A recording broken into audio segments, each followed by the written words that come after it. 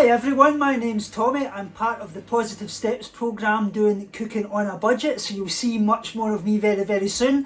Today we're going to be doing a really amazing recipe, one that I used to make a lot back in the day, especially around this time of year when the temperatures really plummet and we're getting into that winter months.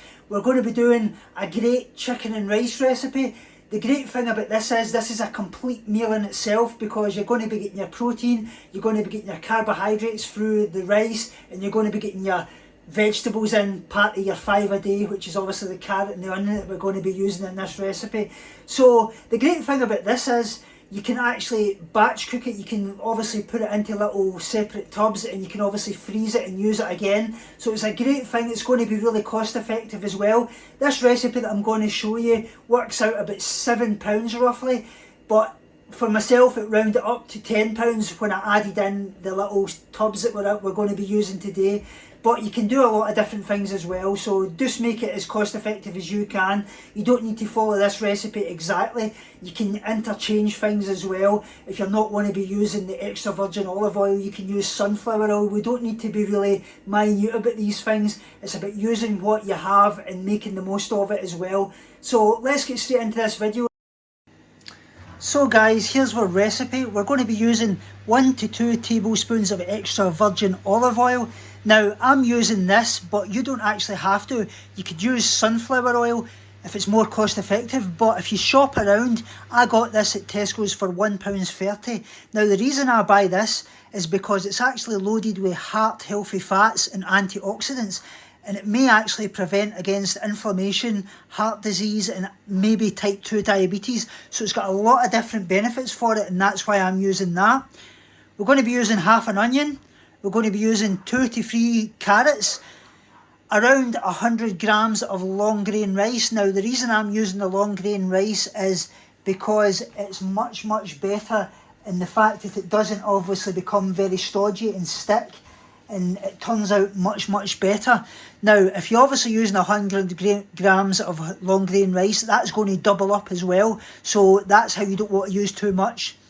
We're going to be using 1 chicken stock pot. I use the stock pots. You don't have to do that. You can actually use a chicken stock cube, but these were only about 80p, so they were much the same price of the stock cube, and they're much easier as well. They're very much easy. And what we're going to be using, 2 chicken breasts. I actually pre-cooked my chicken breasts, so I done that before, and I'm going to be dicing them up, and we're going to be seasoning them with the black pepper and the salt.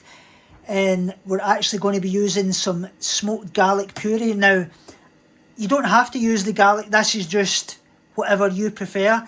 If you're using garlic cloves, great. I just went for the smoked garlic puree for the quickness as well. So the first thing I'm going to do is I'm going to dice up my chicken breast. Make sure you've obviously washed your board before, and when you actually use the chicken breast, make sure when you're going to chop up your carrot and your onion that you wash everything again, because we don't want any cross-contamination as well, guys. So I'm just going to slice these up and I'm going to dice them. Just watching your fingers all the way through, guys. We want them into kind of like these small chunks like that, if you can see.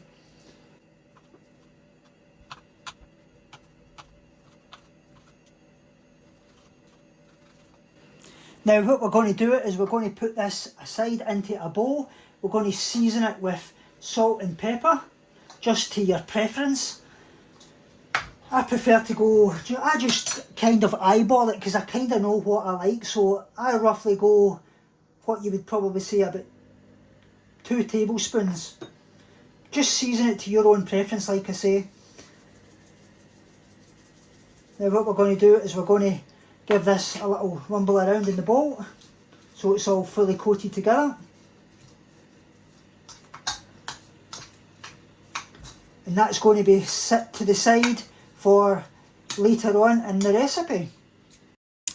Now what I'm going to do is I'm going to do my carrots. Now I've fully washed my board after using the chicken. Make sure you do that before you move on to this step.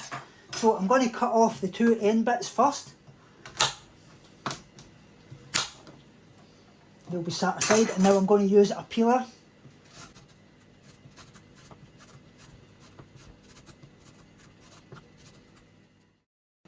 Now that's my carrots peeled. What I want to do is I want to chop these really finely.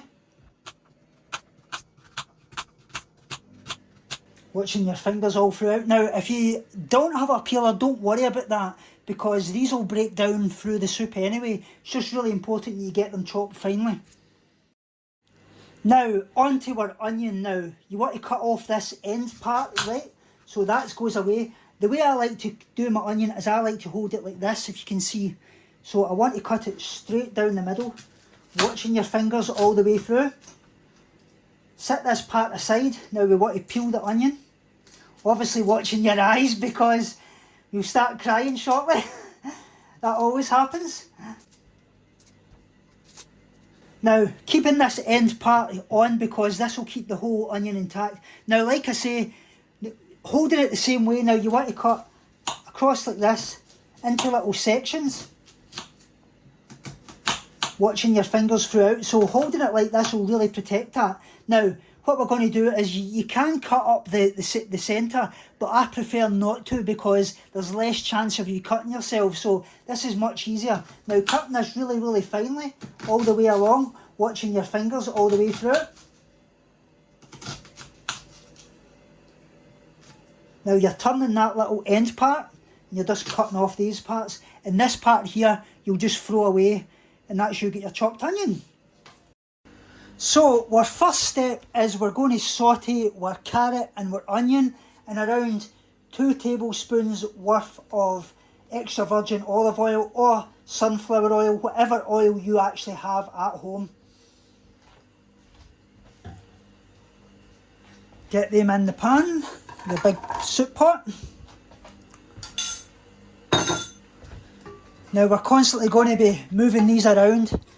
Sauteing them under a medium heat, I would say, as well, is really important. So I'm using a gas cooker, so I'm medium heat. You would be what you're using around probably about 150 electric cooker. And we're going to do this for around 7 minutes, and then on to the next step. Now that's my kettle boiled, so and what I'm going to do is I'm going to be using a bit between 400 and 500 ml, so I would say probably about 400 ml.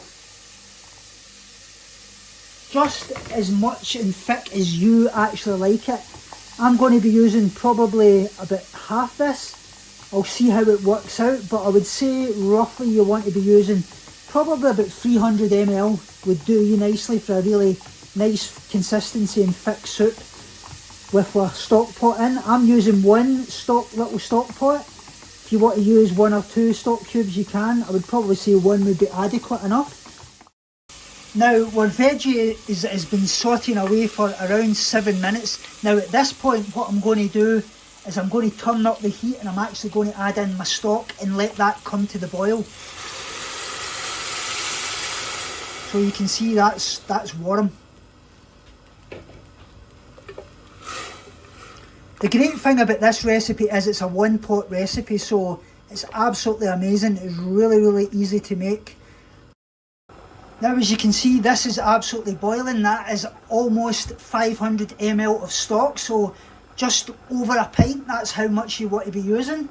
I'm going to add in my rice, and I'm going to add in my chicken. And what I'm going to be doing, I'm going to be adding in some salt and pepper. Just to your desired taste, like I say. You don't need to, I quite like my salt and pepper, you don't need to add in as much as this. And what I'm going to do, just for a little bit extra, to give it that little kick, I'm going to add in about 2 tablespoons of garlic puree. Like I say, that's non-essential. And what I'm going to do is I'm going to start to combine all that ingredients together. And then I'm going to let this simmer away on a medium heat. So I'm going to turn it down after about 5 minutes to a medium heat, and I'm going to let that simmer away for around about 20 minutes. One thing to make really sure when you're letting this simmer away for the 15 or 20 minutes is to keep stirring consistently, because you don't want the rice sticking to the bottom of the pot. That's really important. So folks, here is the soup out. This was almost 5 cups of stock. Like I say, if you want to have a much more runnier soup, use up to about 8 cups. I preferred to use a kind of more thicker in between consistency, so I got 4 actual tubs out of this. Just go on what you think is best. When you're actually putting these tubs out, leave these out to room temperature for around about 60 minutes to an hour and a half at most. Don't stick them in a fridge right away, because what actually happens there is when you put in hot food into your refrigerator, that actually raises the temperature of your refrigerator, and bacteria actually grows and it creates spores, which can really make you very, very ill. So always leave your food out to room temperature to cool before you put in the refrigerator.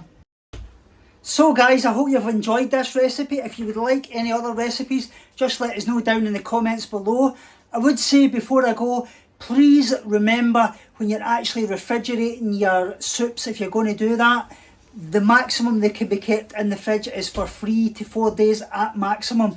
If you're going to be batch cooking like we've done here, try and freeze the rest of them and just use in the fridge what you're going to be using in the next couple of days. Hope that makes sense. If you've got any questions at all, please just drop them down in the comments below, and I hope to see you in the next one.